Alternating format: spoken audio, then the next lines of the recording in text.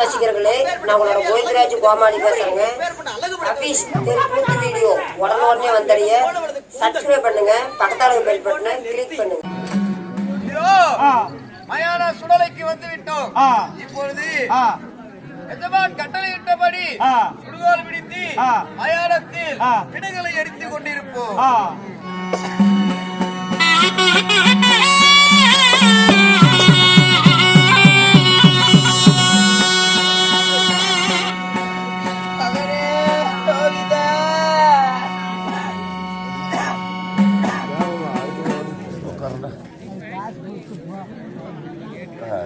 இதோ இந்த மயான சுடலையில்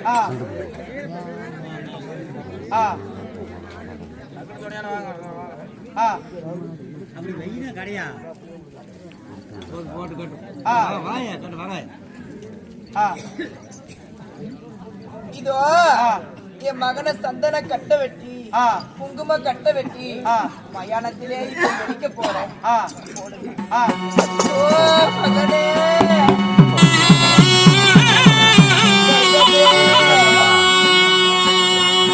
என்ன ஒரு ஆச்சரியம்! இந்த மயான சுடலையில் மயான காவலனாக நான் பிணங்களை எரித்துக் கொண்டு இருக்கும் வேளையில் ஒரு பெண்ணின் குரல் கேட்கிறது. அருகில் போய் பார்ப்போம்.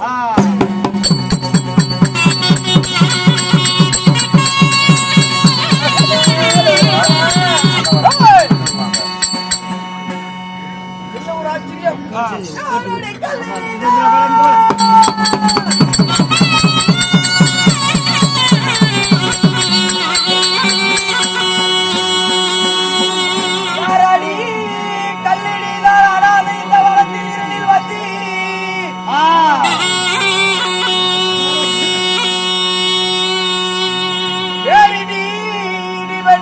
பிணமது சுடவு வந்தாய்.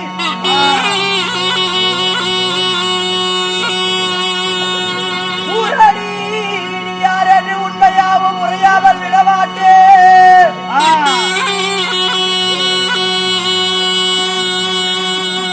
ஆராடி என் சுடுகாலால் உடை வாட்டி வதம் செய்வேன்.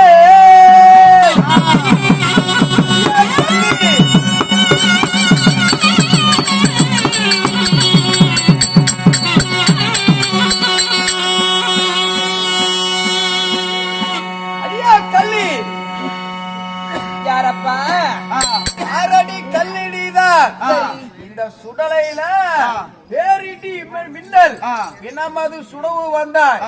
யார் நீ? கள்ளி. கள்ளியா? இந்த மயான காவலன் இருக்கும் பொழுது இந்த மயான காவலன் அனுமதி இல்லாமல் பிணத்தை சுட்டுக் கொண்டு இருக்கிறாயே கள்ளி. நீதி தவறி பேசாதே மயான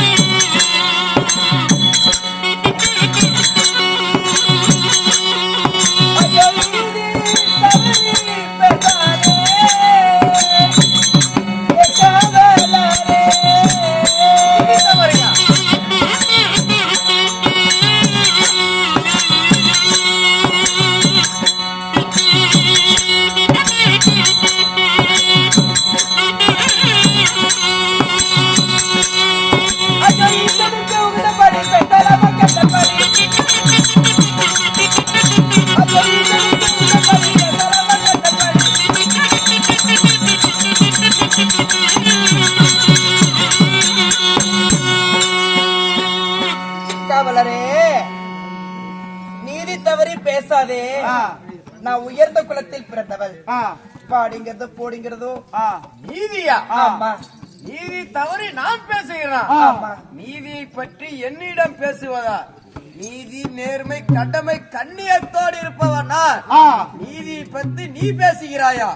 அடியே கள்ளி, யாருடைய அனுமதி இல்லாமல் இந்த மயான சுடலையில் நீ பிணத்தை எரித்துக் கொண்டிருக்கிறாய்.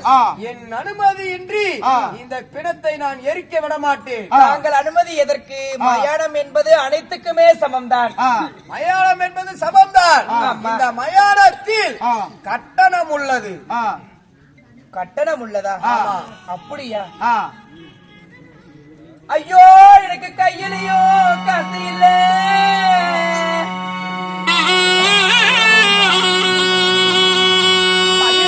கொடுப்போர் ஒருவர் இல்லை.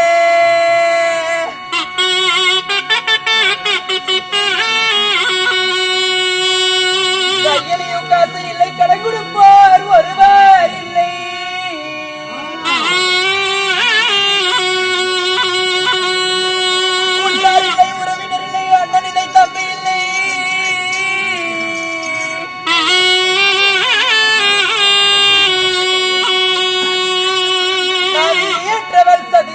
தற்போது பதியற்றவள்.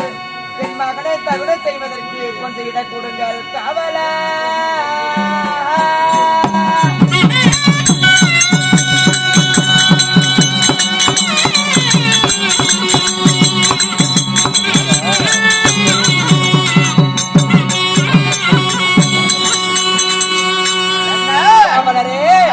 கையிலையும் காசு இல்லை, கடன் கொடுப்போர் ஒருவர் இல்லை. காசு இல்ல, கடன் கொடுப்பார் ஒருவர் இல்ல. ஆமா, உற்றார் இல்லை, உறவினர் இல்லை, அண்ணன் இல்லை, தம்பி இல்லை. விதியற்றவள், சதியற்றவள், தற்போது பதியற்றவள். என் மகனாகப்பட்ட லோகிதாசனை தகுனம் செய்வதற்கு கொஞ்ச நாச்சு இடம் கொடுங்க. உங்களுக்கு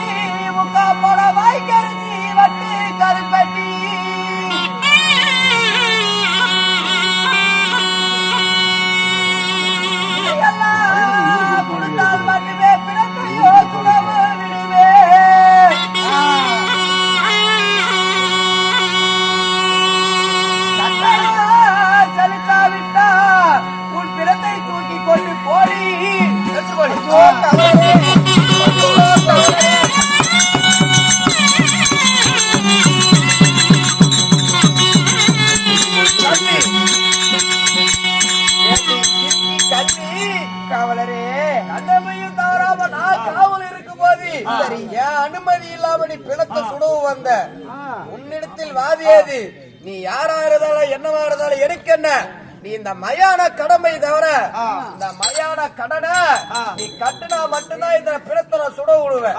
வாய்க்கரிசி, வட்டி கருப்பட்டி, முளத்துண்டு, முக்கா போடும், இதையெல்லாம் கொடுத்தா மட்டும்தான் இந்த மயானத்துல நீ இந்த பிணத்தை சுட முடியும். காவலரே, இதற்கெல்லாம் உண்டான பணம் வேணுமே. ஆமா, பணம் இல்லையா? ஆமா. ஏண்டி கள்ளி, காசா இல்லைன்னு சொல்ற? காசு இல்லைன்னு சொல்கிறாயே, சரி, அதை விட்டுத்தான். எதை? அதை விட்டுத்தான். எதை? உன் கழுத்திலே போட்டிருக்கிறாயே அந்த தாலியை விட்டுத்தான்.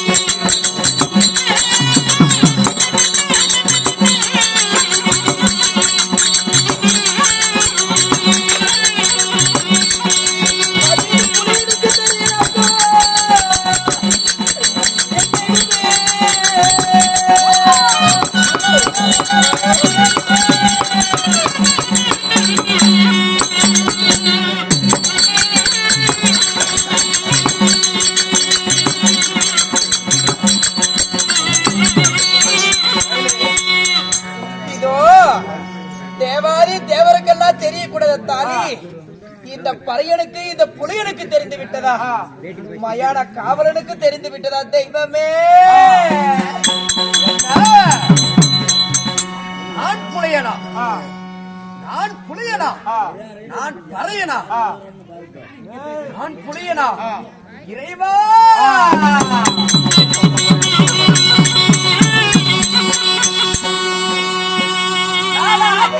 புலையனில்ல, புலையனில்ல.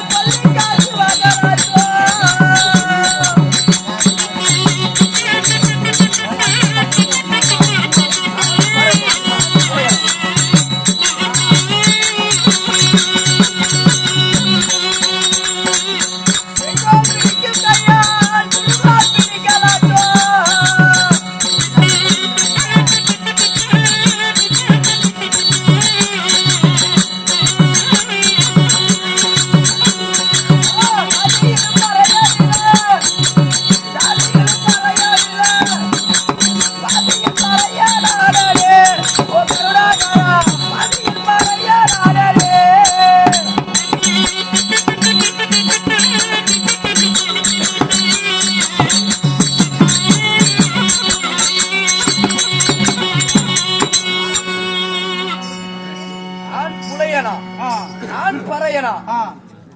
நான் ஆதியிலும் பறையன் அல்ல, என் ஜாதியிலும் பறையன் அல்ல. என் நிலைமையில் என் காலத்தின் விதிவசப்படி பாதியில் பறையனானே. என்னை பற்றி நான் என் உன்னிடத்தில் சொல்ல வேண்டும். அடியா கள்ளி, ஏடி சிரிக்கி, தாலியை சொன்ன உடனே பதியற்றவள் என்று சொன்னாயே, கணவன் இல்லை என்று சொன்னாயே, நீ யார்? என்னுடைய பெயரோ தேவி சிவசந்திரமதி. சிவசந்திரமதி? ஆமா. சிவசந்திரமதியா? ஆமா. சிவசந்திரமதி எத்தனையோ பேர்கள் வேணா உள்ளலாம். அங்க ஒரு பாலகர் படுத்திருக்கிறான், அவன் யார்? அவன்தான் என்னுடைய மகன் லோகிதாசன். லோகிதாசன்? ஆமா. என் மகன் இருக்க வாய்ப்பில்லை. எத்தனையோ லோகிதாசன் கூட உள்ளலாம். ஆனா ஒரு ஊர்ல ஒரு லோகிதாசன் நிறைய பேர் இருக்கு. என் செல்வங்களுக்கு அப்படி நேருமா? இருக்காது. ஆனா தாலியை பத்தி சொன்ன உடனே தவி சிந்து மானே, நீ எவ்வளவு பெரிய கற்புக்கரசியா? ஆமா. அப்படி என்றால் உன் கணவன் பெயர் என்ன? என்னுடைய கணவர் பெயர் என்னுடைய வாயால சொல்ல மாட்டேன். இயற்கையில் ஒரு பெயர் இருந்தால் செயற்கையில் ஒரு பெயர் இருக்குமா? ஒரு மானிட மக்களை கல்விக்கு அழைத்து சென்றிருக்கும் பொழுது அங்க இருக்கிற ஆசிரியர் முதல் வார்த்தை என்ன சொல்லி கொடுப்பாங்க? முதலில் ஒரு மாணவனாகப்பட்டவன் பாடசாலை சென்றால் குருவாக வழங்கப்பட்ட ஆசிரியர் முதலில் அரி என்ற அச்சரத்தையே சொல்லி தருவார். அரி என்ற சொல்லியே சொல்லி தருவார். வானுலோகத்திலேயே வெளிச்சம் தரக்கூடிய அந்த பகவானுடைய பெயர் இரவிலே வெளிச்சம் தரக்கூடிய அந்த பகவானுடைய பெயர் என்ன? சந்திரன். ஆமா, இரண்டையும் கூட்டினால் ஹரிச்சந்திரன். ஆமா.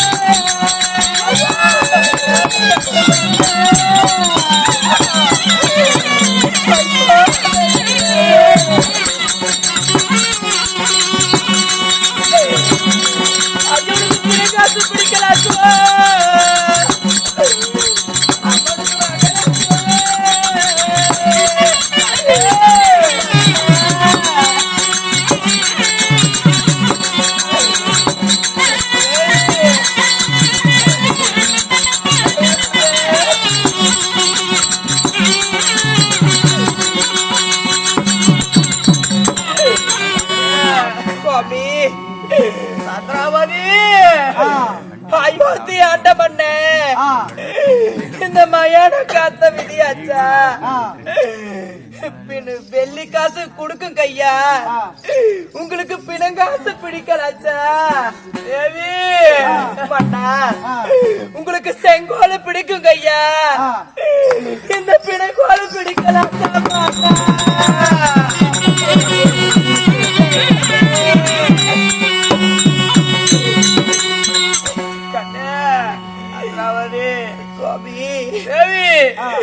உங்களுக்கு ஏன் இந்த அலுங்கோலம்? இரவாக தொட்டி இடத்தில் அடிமைக்கு சென்று சரியாகிறது, மாடறுத்தேன், கையெடுத்து கொண்டேன். அந்த வேலையாகாது என்று சொல்லி மயான சுடலையில் பிணங்களை எரித்து வாய்க்கரிசி வட்டுகரு பட்டி முளத்துண்டு முக்கா பணத்தை வாங்கி அந்த என்னுடைய அடிமை கொண்ட எஜமான் கொடுத்த வேலையால் மட்டுமே நான் இந்த மயானத்துல ஒரு மயான காவலனா இருக்கிறேன். நீ எப்படி தேவி இங்க வந்த தேவி? நம்ம மகனாகப்பட்ட லோகிதாச தெப்ப பிள்ளாருக்கு போகும் பொழுது அருகிலே ஒரு புற்று, அந்த புற்றி மீது ஏறி அந்த கருணாக பாம்புக்கு இரையாகி விட்டார்.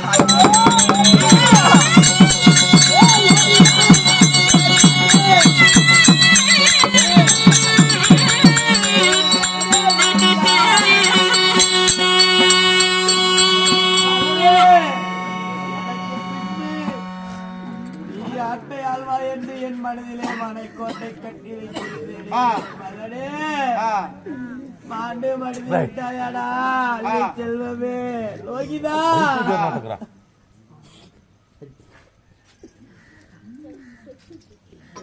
சுவாமி, என்னதான் ஆண்டாண்டு புலம்பினாலும் மாண்டவ மண்ணுலையில் வரதுண்டா? கிடையாது. மகனாகப்பட்ட லோகிதாசன் பாம்பு கடித்து இறந்து விட்டார். ஆமா. இதுவரையிலும் நான் தன்னன் தனிமையாக இருந்தேன்.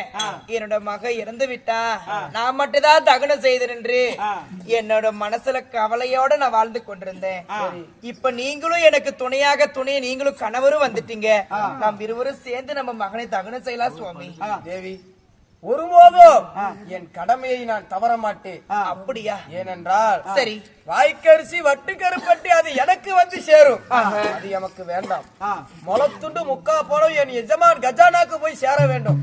அந்த முளத்துண்டு முக்கா போலம் இருந்தா மட்டுமே நம் மகனை தகனம் செய்ய முடியும் தேவி. சுவாமி, அதனாலே பெற்ற மகனுக்கு இதெல்லாம் கேட்பாங்களா? கண்ணே, மயான கடனை நாம் செலுத்தியே ஆக வேண்டும். சரி, இதில் என்ன? பெற்ற மகன் என்றால் என்ன? இந்த நாட்டு அரசனாய் இருந்தால் என்ன? சரி, அனைவருக்கும் ஒரே கட்டளை தான். அந்த கடமையை நான் தவற மாட்டேன். அப்படியா? அதனாலே தேவி, கொண்டாயே அந்த காலகண்டி அம்மா, சரி, அவங்க இடத்துல போய் பொற்காசுகள் கேட்கும் பொழுது வெச்ச இதுக்கு அசலுக்கே இன்னும் வட்டி காசெல்லாம் வர கிடையாது. இதுக்கு கொடுத்தா இது என்னைக்கு திருப்பி தர போறீங்க? காசு இல்ல ஒண்ணு இல்ல சொல்லி அவங்க மறுபடியும் அனுப்பிச்சு விட்டுட்டாங்க. அப்படியா? அதனால நம்ம மகனை நாம தான் சாமி தகனம் செஞ்சாகணும். இப்ப என்ன செய்வது? ஆகட்டும் தேவி. அதனாலே வரும் வழியில் என்ன நடந்தது?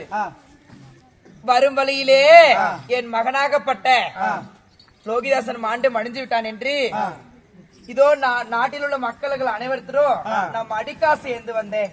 ஆமா, அந்த காசை வைத்து என் மகனாகப்பட்ட லோகிதாசனை தகனம் செய்யலாம். இந்த நாட்டு அரசனாகப்பட்ட கனகு விஜயன் என்று சொல்லக்கூடிய பேரரசன், சரி, அவனுடைய மகனாகப்பட்ட பாண்டு மடிந்து விட்டான், யாரோ கொலை செய்து விட்டார் என்று போட்டு விட்டு போய்விட்டார்கள். அந்த யாருன்னு தெரியவில்லை, இதுவும் நம் மகன் போல் தெரியாது என்று சொல்லி தொட்டு தூக்கும் பொழுது பழி வந்து உண்மையை சுமந்து விட்டது. ஆமா, அதனாலே உண்மையை சுமந்ததால் அந்த கனகு விஜயன் அரசர் வருகிறார். இந்த பெண்ணு என்னன்னு தெரியல, கடக விஜயன் மகனா வழங்கப்பட்ட அவங்கள கொண்டு விட்டான். நான் கண்ணால பார்த்து விட்டேன். அப்பொழுது இந்த பெண்ணு யாரு தெரியவில்லை. என் மனைவி அப்படி செய்வதற்கு நான் கண்ணால பார்த்தேன். உண்மைதான் சொல்லுகிறேன். எப்படி சொல்கிறீர்கள்? நான் கனக விஜயன் இப்பொழுது அவங்க மகனை இங்க கடந்தாரு. அப்பொழுது இந்த அம்மா தான் கட்டி பிடிச்சி அழுதுட்டு இருந்துச்சு. அப்ப இந்த அம்மாவால தான் சட்டம் ஆகுது. இந்த அம்மா தான் நிச்சயமா கொண்டிருக்கணும். அப்படியா? ஆமா.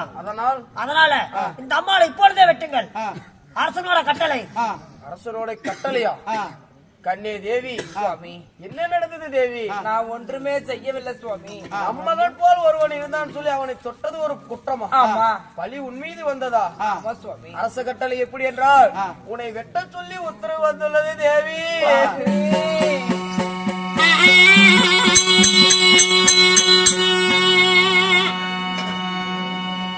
அவனால அரசர் கட்டளையிட்ட போல், என் எஜமான் கட்டளையிட்ட போல் நான் ஒருபோது நீதி தவற மாட்டேன், என் கடமையை தவற மாட்டேன். இப்பொழுது நான் வெட்டுகிறேன். அப்படியாகட்டும்.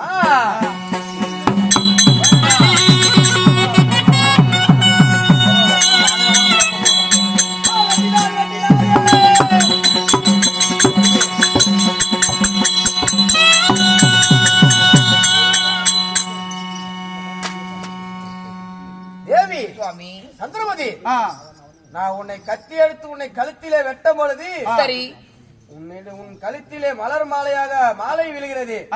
உன் மனதில் என்ன நினைத்தாய்? சுவாமி, நான் என்ன நினைக்க போறேன்? அடுத்த யுகமாக ஒன்று இருந்தா, அடுத்த ஜென்மம் ஒன்று இருந்தா நாங்களே உங்களுக்கு மனைவியாகவோ நீங்களே எனக்கு கணவராகவோ நம்ம மகனாகப்பட்ட லோகிதாசம் ஆண்டு கிடக்கிறானே, இவனும் நம்மளுக்கு மகனாக பிறக்க வேண்டுதான் என் மனதிலே எண்ணி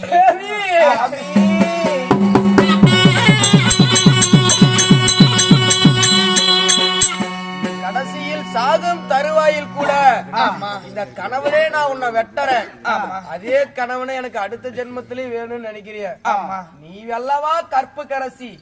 கண்ணே தேவி, தேவி, ஆகட்டும் கண்ணே. யாரோ ஒரு சத்தம் கேட்கிறது. அப்பா, யாரையா? நீங்க அவசரப்பட வேண்டாம். நான் தேவலோகத்தை ஆளக்கூடிய தேவேந்திர மன்னன் தன் மனைவியை வெட்ட வேண்டாம் ஒரு பொழுதும். ஏன்னு கேளுங்க, தேவாதி தேவர் தேவரெல்லாம் நீங்களாம் தேவர்களா? ஆமா. சரி. தேவர்கள் விஷ்ணு பிரம்மா இந்த எப்படின்னா சிவன் விஷ்ணு பிரம்மா அப்படி மும்மூர்த்தி தேவர் சொல்லக்கூடிய இதெல்லாம் கவட நாடகம். அதனால ஒரு பொழுதும் உங்க மனைவி வெட்ட வேண்டாம். அப்படியா? நீங்கள் நடத்திய கவட நாடகம். கவட நாடகம். எதற்காக இந்த கவட நாடகம்? எப்பா உலகத்தில் பொய் பேசாத உத்தமன் யாருன்னா திக்கிறானா? நீதிமான் அப்படின்னு சொல்லி ஏன் நேத்து தேவர் சபை கூப்பிடணும். அப்பொழுது இன்னும் சொன்னாரு உலகத்தில் பொய் பேசாம ஒருத்தர் இருக்கிறான் அப்படின்னு சொன்ன உடனே யாரு உலகத்தில் பொய் பேசாதவன் ஒருத்தக்கிறான் உத்தமன் அப்படின்னு யார் சொன்னது? யாரு? வசிஷ்ட மகாமுனிவர். அவர் பேச்சை கேட்டு இப்பொழுது அவர்னால நீ அவரோட சீட பிள்ளை. வசிஷ்டரோட நான் சீட பிள்ளை. அவர் எனக்கு குரு. நீ சிஷியன். அதனால உன்னைய போய் பேசுவியா இல்ல பேச மாட்டியா அப்படின்னு சொன்னோம். நான் பரிசோதனை பண்ணமா பொய் வாங்குவதற்காக ஒரு கவட சூது நாடகம். அந்த விஸ்வாமிஸ்தர் செய்த கவட வேலைகள். சரி ஆகட்டும். நான் மயானத்தில் சுடலையில் பிணங்களை எல்லாம் நான் சுட்டுக் கொண்டிருக்கிறேன். ஏப்பா நீ ஒண்ணு கவலைப்படாத. நீ மயானத்துல இந்த தோட்டியாடி இல்ல ஒன்னாலப்பட்ட யம தருமான் அந்த உயிரை பிடிக்கிறாள் யமன். அந்த வீரமாக தோட்டியா வந்தவர் யாரு? யம தருமன். அவர் இந்த மயானம் இது மயான கிடையாதுப்பா. இது ஏகச்சாலை. தேவர்கள்லாம் சேர்ந்து செய்ய ஒன்றாக சேர்ந்து இந்த தேவரெல்லாம் ஒன்றாக சேர்ந்து ஏகச்சாலை உருவாக்குற இடம் இது. தேவர்களோட யாகசாலை. ஆமா. நட்சத்திர 48 நாள் கூடயே வந்தாரு அந்த நட்சத்திர ஐயர். அது நட்சத்திர ஐயர்ப்பா. அது ஒண்ணு கவலைப்பட வேண்டாம். அந்த நட்சத்திர ஐயர் யாரு? அது யாருன்னு கேக்குற? இன்னும் யாருன்றா அக்னி தேவன். அக்னி தேவன். அவரு ஒரு தேவர். சரி. காலகண்டி ஐயராக இருந்தவர்கள் அப்பா அவங்க யார் தெரியுமா? தேவேந்திர இந்திராணி. தேவர்களாம் சேர்ந்து நடத்தியது தான் இந்த நாடகம். ஆமா. நீ கையில பிடிச்சி இல்லையா? அது சுடுகோல் கிடையாது. சுடுகோல் அல்ல. ஆமா. இது வேற என்ன? ஒன்னாலப்பட்ட அந்த உமா பார்வை சக்தி வேலுக்கு அந்த தங்கவே. அப்படியா? ஆமா. அந்த சூலாயுதம் தான் அது சுடுகோல். என் மகனாகப்பட்டவன் இறந்து விட்டாடி அதற்கு என்ன செய்வது? அப்பா அவன் ஒண்ணு இறக்கவில்லை. தேவரெல்லாம் ஒன்றாக சேர்ந்து அவரை மூச்சை பிடித்து வச்சிருக்கிறோம். இன்னும் உயிர் போகல. இன்னும் உயிர் போகலை. பாம்பு கடித்தது. அது பாம்பு கடிச்சது. அது வந்து நாக சர்ப்பம் அல்லப்பா. நாகமல்ல. ஆமா. நாகப்பாம்பல்ல. நாகப்பாம்பல்ல. முருகருடைய மயில் வாங்கணும். கார்கோடகம். ஆமா. சரி ஆகட்டும். இப்பொழுது தேவரெல்லாம் ஒன்றாக சேர்ந்து உங்க பையனுக்கு உயிர் கொடுக்கிறோம். ஆகட்டும்.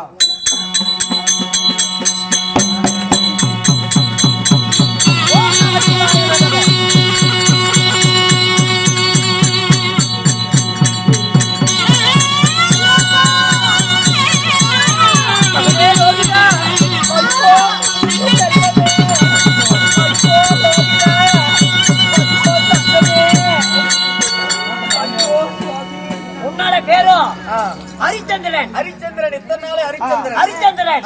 பொய்யா பேசாதனால் நீதிமான். என்னுடைய குருவுக்கு நான் சிறந்த சீடன். என் குருவுக்கு பெருமை தேடி தந்து விட்டேன். அதனால இன்னிலிருந்து நீ சத்தியமான ஹரிச்சந்திரன். அப்படி ஆகட்டும். கேளுங்கள். அதனால இப்பொழுது இதற்கு மேல் நான் மயானம் பார்த்தேன், பிணங்களை சுட்டேன். அதனால இதற்கு மேல் மகனாகப்பட்ட லோகிதாசனுக்கு இந்த அயோத்திபுரிய பட்டம் கட்டி வைக்கிறோம். அப்படியே பட்டங்கள் தான் தரித்தார். பட்டங்கள் தான் தரித்தார்.